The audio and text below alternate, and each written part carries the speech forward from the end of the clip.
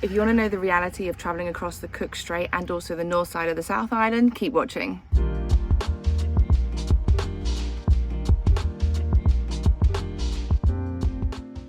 The famous Cook Strait is a 3-hour crossing from the north to the South Island, from Wellington to Picton. There are 2 companies that you can book with. One is Inter-Islander and the other one is Blue Bridge. We booked with the Inter-Islander both ways, but that was just our choice because when you're a top 10 member, which is what we are, because we signed up to it, it's like $55 a year, so it's like £25, you get a discount. So rather than paying $434 for a camper van and 2 people to cross, we actually ended up paying $380, which is like £175 one way. But obviously it varies depending on what vehicle and how many people you're taking and like any passengers, any dogs or anything like that. There's an option to upgrade to like a premium lounge, but to be honest with you, the seats are really comfortable and it's perfectly fine just being in the normal lounges that come with the ticket. A really quick tip is definitely eat before you get on the boat, depending obviously what time you get on the boat, and or make your own food and then take it on board with you. Obviously when you leave your vehicle, you cannot go back to it once you've left it for the whole time on the ferry, so make your food and then eat it and take everything on board that you need, i.e. chargers, laptops, phones, water, anything for that 3-hour journey. Luckily we had a really smooth crossing, but apparently it's quite famous, the Cook Strait being quite swelly and rocky. We had a lovely day when we crossed, so it was really good and we saw some dolphins, but we also spoke to somebody else a few weeks before and they were like, we saw some whales as well. So it is a pretty mental crossing and it is beautiful when you're approaching the Marlborough Sounds, which is where Picton is, and you're trying to figure out where is it that you're going to enter the land, because you can't see. You're basically going towards land, like massive mountains, and then all of a sudden it will just open and you can see where like another ferry will come out or other boats, and then you make your way through the Sounds to Picton. When we got off the boat, we drove to Havelock, which is a 30-minute drive along the Queen Charlotte Drive. Now if you get car sick, definitely don't take this drive because it is just constantly winding and weaving your way all the way through and around the mountains to basically like the Marlborough Sounds area. It takes about 30 minutes. It's the most beautiful thing you'll ever see, and it's such a lovely welcome into the South Island if you're not going straight down the middle or going down the east coast. So you're going to like the tip top of the North Island. Who's more cows? Anyone want a cow? I don't know. What about a sprinkler? Want a sprinkler? Havelock is famous for its green-lipped mussels, which are actually exported worldwide, and it is the gateway to a place called the Pelorus Sounds, known for its breathtaking scenery and wildlife, which I can confirm, by the way, is incredible. Like, I've never seen anything like this before. It's mental. I don't know what the fjords look like in Norway, but if it's like that, then I guess it's like that, but it's insane. People live all over the Pelorus Sounds and they don't have access by vehicle to their houses or town. So basically their vehicles are boats. So the next day we decided to get the mail boat to a place called Tarawa, which if you have the chance to do it when you're in Havelock, definitely do it. It is a really pretty lodge on the side of one of the Pelorus Sounds, like little dock bay areas, and you basically get on this mail boat and it takes you all the way around the Pelorus Sounds and they tell you amazing information about it. There's tea and coffee on board. Matt obviously wanted to go fishing, so that's why we went to Tarawa, and it's really far out of the Sounds. Hello. Been on the mail boat exploration Around the Marlborough Sounds. Stopped off at a couple of places. Might not be able to hear this, but yeah. It's a bit windy, bit shitty weather.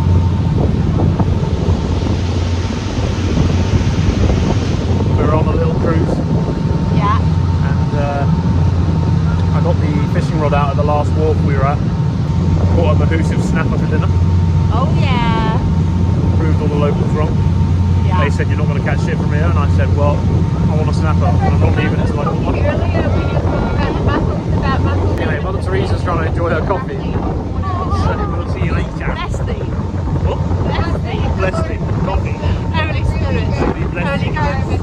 Holy Ghost. That was the other one. In case case you're wondering, here is a picture of Matt with his catch and also the dinner that he made with his snapper, and it was huge and it tasted delicious. So we just left Havelock and we were on our way to Okiwi Beach for Matt to fish, but he decided when we drove across the Pelorus Bridge that it looked too good. So instead we stopped here, which is literally like 10-15 minutes down the road, and I'm doing a little circular track that is around the Pelorus Bridge, and Matt has gone full fishing, so hopefully he can catch us some more fish because the snapper was really good last night, and I think this river will have trout, but who knows. The Pelorus circuit walk takes you about half an hour.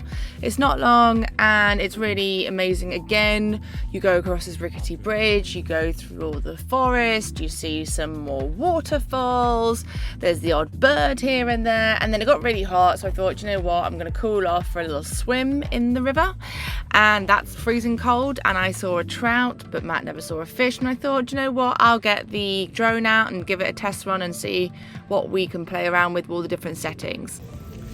Good morning. It's a very special day. It's Charlotte's 30th birthday. Yay! Oh god, I'm squinting and I have a big line down my face. And I thought I'd celebrate today by jumping out of a plane and skydiving. So we're currently in Motueka, and I've had dry mouth all morning because I'm so shitting myself. But I'm so shitting myself. The English is so good. But I'm also feel like I need to like G myself up because I also feel like it's gonna be good now. Big G's. Anyway, there'll be a fun GoPro video from the instructor who I'll be attached to when I jump out of the plane, so you can get a full experience of me crapping myself. Look at my hat. Was it an extra large hat? No, it actually wasn't. Hat and then the goggles. It's all good. I feel ready now. Yes. Yeah, it feels good. We got this.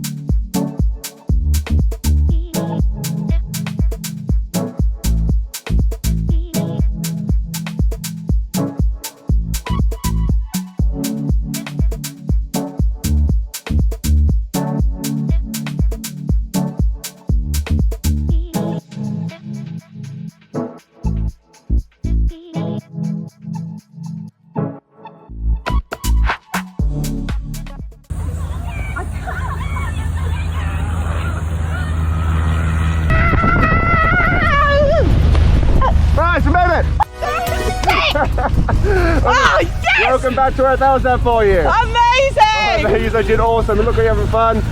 We'll see you again next time. Thank you so much. How was it? Did it! Oh my god, that was the most amazing experience ever.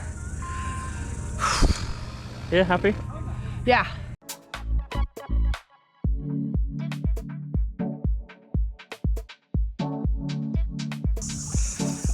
What he does for fishing.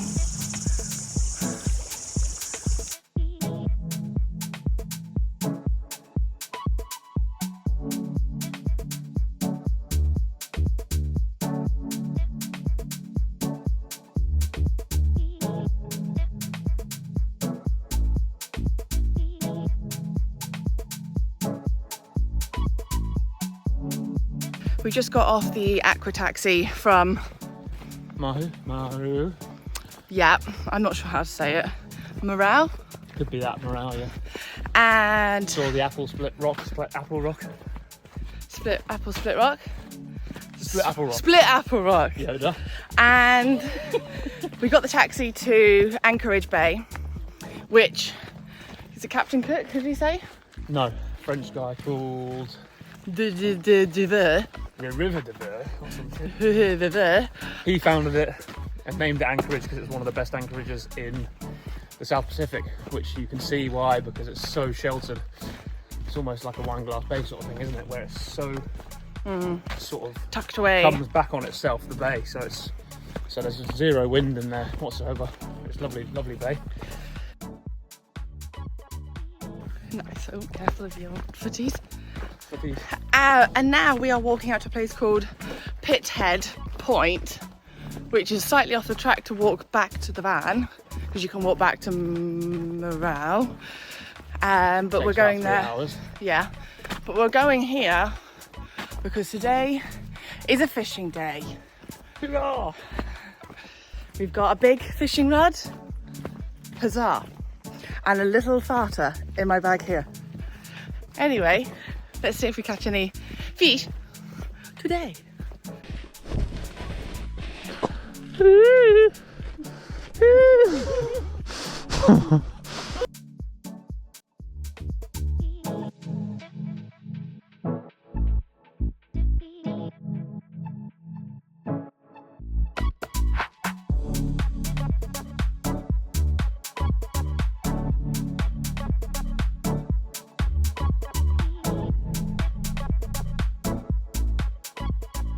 And off we go, making our way back to Marahau. That's what I'm going to settle with, is the name.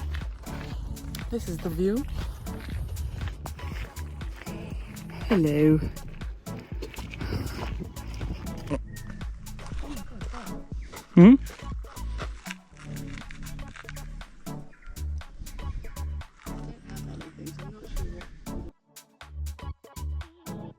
Look at this, another beach.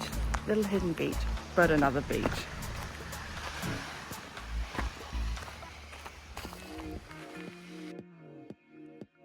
Welcome to Observation Bay. Well, you can't see it. There it is. We've climbed over some rocks to get a better fishing spot for Fisherman Foss to see if we can catch some fish. Unfortunately, the Abel Tasman beaches that we went to, like Observation Bay, didn't quite produce any fish. We're not sure why, but there was no fish. And the walk was quite long, maybe as well because it was a hot day. So we loved it, don't get me wrong. I would totally do it again, and we're planning on doing more walks around now on this trip. But it was a long walk, and there is no other videos of Abel Tasman after these videos, because by the time we got back to town, I think I had put my t-shirt that I was wearing on my head because I'd forgotten my hat, and we were just exhausted to the point where we just like down loads of electrolytes. We actually had to drive 2.5 hours after that walk, then inland to a place called Murchison, which is where you will see the next clip of Pelorus Gorge.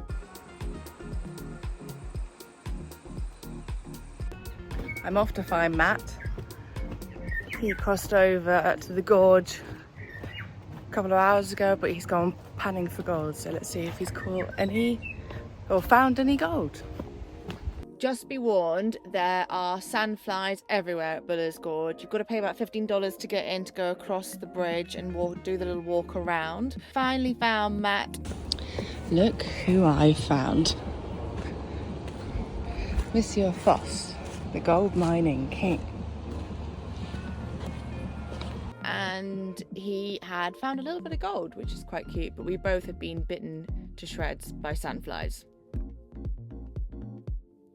We just left Raymond. Oh my goodness, look at that! Looks like a bit of toast. Look at this. Anyway, not the point. So we've just arrived in Hokitika. We're not staying here, but we're on our way to the gorge. But what we decided to do is go on the beach and do the, I don't know if it's classic, but maybe it does, look for some uncut jade on the beach.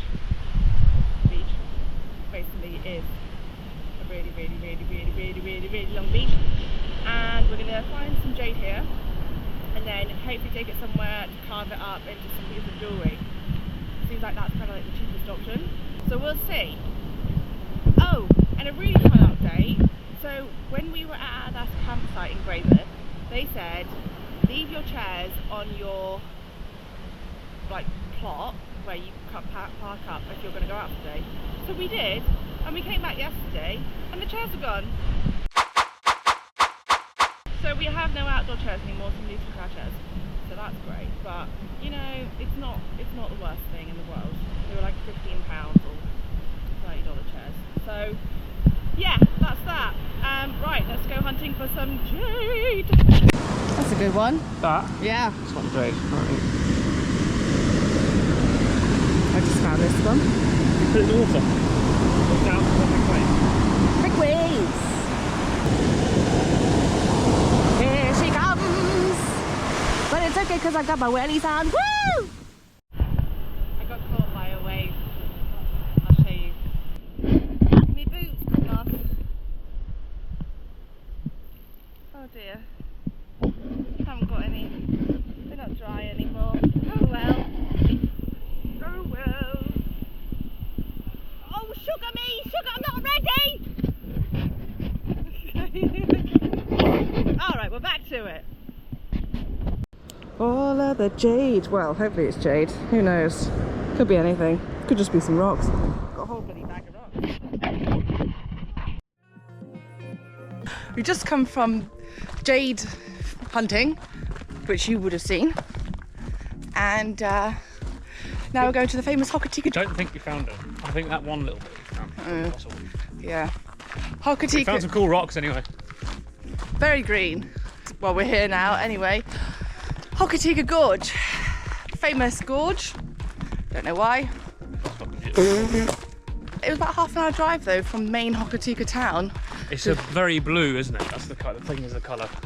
I think It's so. supposed to be a very, very, very blue gorge. The water is supposed to be bluer than... Is it because it's run off from the glacier? I don't know. Or Probably, glacier? probably. Okay. But it's supposed to be the bluest of the blues. Ooh, blues to the blues. Okay, well, let's have a look. Still find some. No, more stones. Oh, look at that.